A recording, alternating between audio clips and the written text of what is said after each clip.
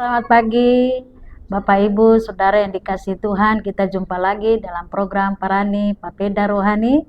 Di pagi hari ini dalam anugerah Tuhan kita akan merenungkan firman, tapi sebelumnya mari kita berdoa. Kami bersyukur Tuhan buat pagi hari yang indah ini dalam anugerah-Mu. Kami boleh diberikan Tuhan hari yang baru dan kami memulai hari baru dengan kami mau merenungkan firman. Roh Kudus Engkau ambil alih. Dalam nama Yesus biarlah kebenaran yang akan kami dengar, kami renungkan boleh menjadi bagian dalam kehidupan kami. Terpujilah Tuhan, kami berdoa dalam nama Yesus. Haleluya.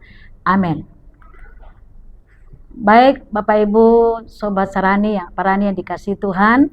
Hari ini kita akan belajar satu hal bahwa sesungguhnya sebagai manusia kita sadari bahwa kita tidak pernah terlepas dari apa yang namanya kesalahan. Untuk itu kita akan belajar hari ini bagaimana supaya kita bisa menghindari kesalahan yang besar. Ada satu hal yang kita renungkan hari ini Bapak Ibu, kita mengingat kembali kepada peristiwa 1912 di mana James Cameron adalah sutradara film Kapal Titanic berkata bahwa kapal Titanic adalah kapal yang merupakan satu kiasan kehidupan, di mana kita semua ada di atas kapal ini. Kata James, artinya kita semua ada di atas kapal ini, kita akan aman-aman saja.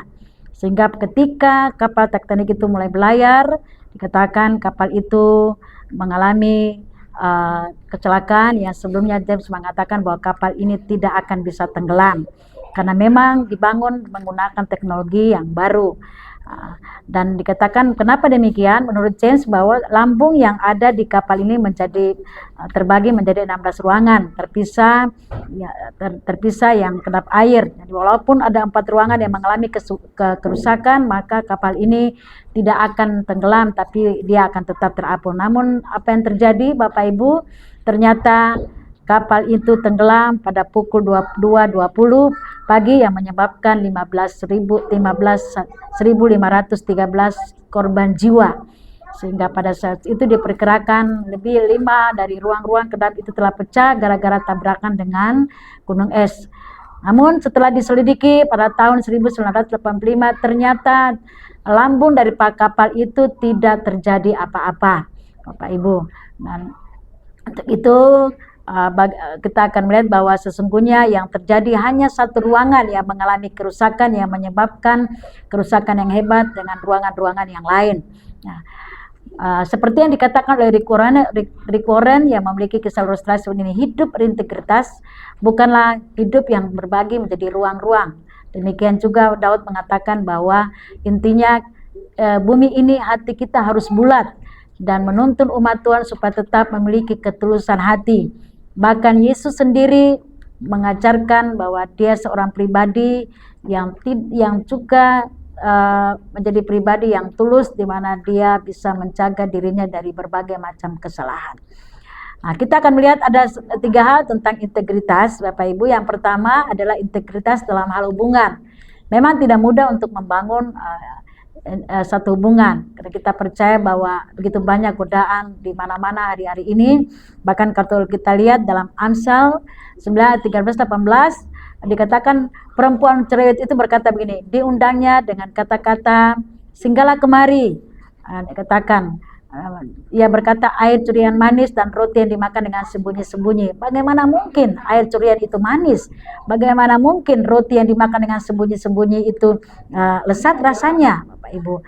Ini merupakan satu tipu daya manusia yang kita sadari bahwa ternyata ketidaksetiaan itu menuntun kepada dunia orang mati. Dan kita lihat di dalamnya, tetapi orang itu tidak tahu bahwa di sana ada arwah-arwah dan bahwa orang-orang yang diundangnya ada di dalam dunia orang mati. Jadi mari kita belajar untuk menjaga integritas hubungan kita dengan tidak tergoda dengan tipu muslihat dunia ini yang kita tahu bahwa begitu banyak godaan di mana-mana. Dan yang kedua adalah integritas dengan uang, tentang uang, mengenai masalah keuangan. Nah, ini Bapak Ibu kalau kita lihat dalam pengajaran Yesus banyak berbicara tentang perihal uang. Nah, Dan ini menjadi subjek yang lebih daripada subjek yang lain daripada yang diajarkan oleh Yesus seperti doa dan juga tentang kerajaan surga. Bahkan dia 12 dari 38 perumpamaan tentang uang atau kekayaan itu yang diajarkan Yesus. Bahkan ada seorang hamba Tuhan yang dipakai Tuhan luar biasa, Bapak Ibu, yaitu Billy Graham. Dia berkata bahwa jika seseorang bersikap benar terhadap uang, maka sesungguhnya sikapnya juga akan benar pada hampir setiap aspek kehidupannya. Jadi integritas dalam hal keuangan ini penting Bapak Ibu, karena seperti kita tahu bahwa justru banyak orang mengalami kejauhan karena masalah keuangan.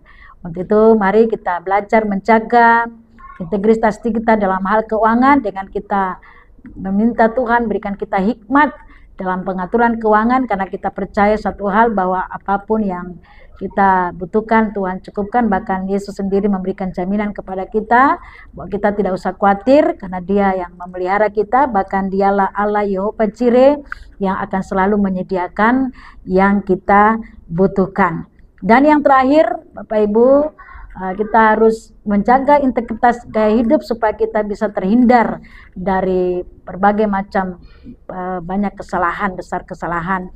Nah, gaya hidup Kristus yang harus menjadi teladan kita untuk kita hidup selama Tuhan masih percayakan kita hidup di dunia ini. Dan kita tahu bahwa gaya hidup Kristus yang pertama adalah gaya hidup yang mengasihi.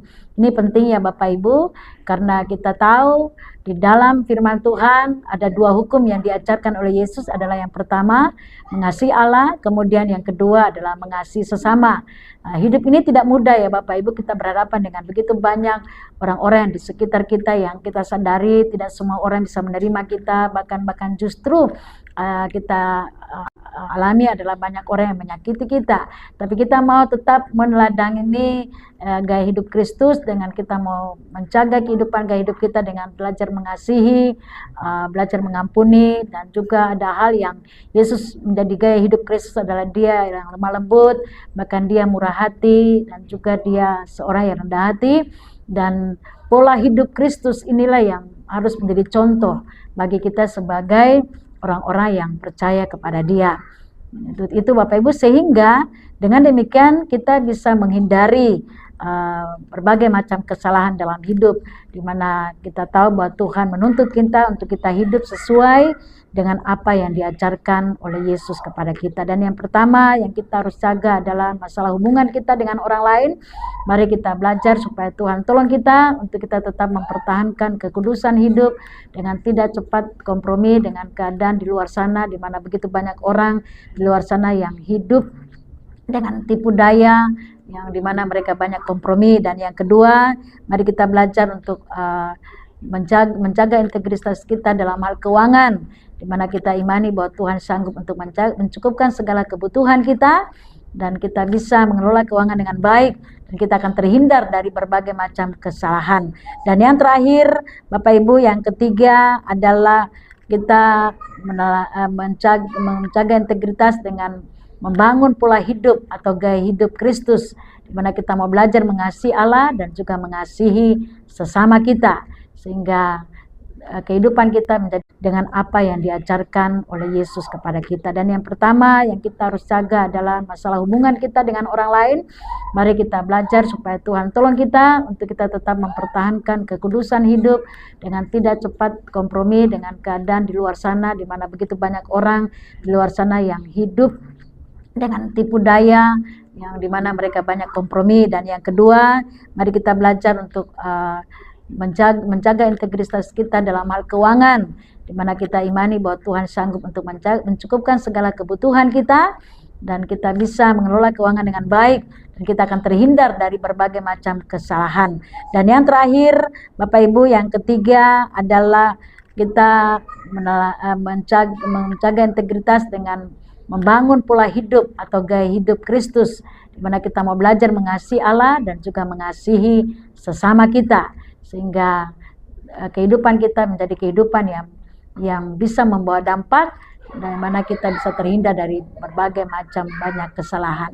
Demikian firman Tuhan, kiranya Tuhan menolong kita dan kita mau terus maju dalam Tuhan, hidup sesuai dengan apa yang Tuhan kehendaki dalam kehidupan kita. Mari kita berdoa. Terima kasih Tuhan buat firman-Mu, kiranya menolong kami hari-hari ini di tengah-tengah dunia yang tidak semakin baik, tapi kita mau tetap mempertahankan integritas kita sebagai anak-anak Tuhan, untuk kita mau hidup sesuai dengan apa yang Tuhan inginkan, supaya kami Tuhan bisa terhindar dari berbagai macam kesalahan.